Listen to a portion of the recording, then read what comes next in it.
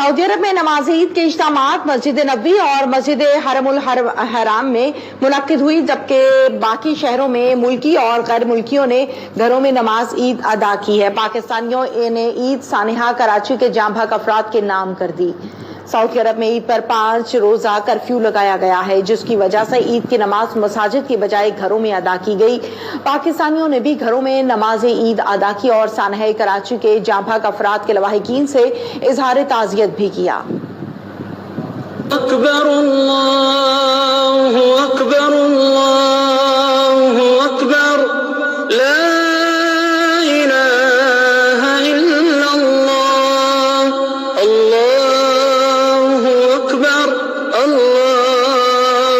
अकबर वलिल्लाहिल हम्द।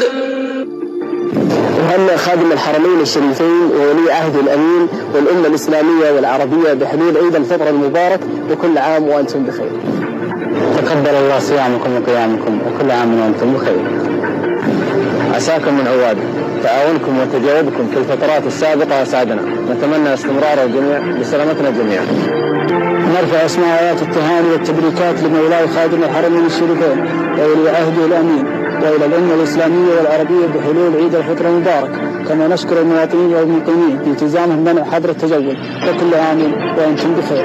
الله أكبر الله أكبر الله أكبر لا إله إلا الله।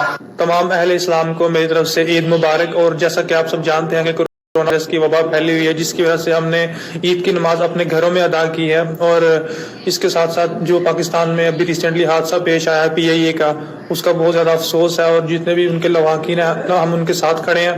अल्लाहु अकबर अल्लाह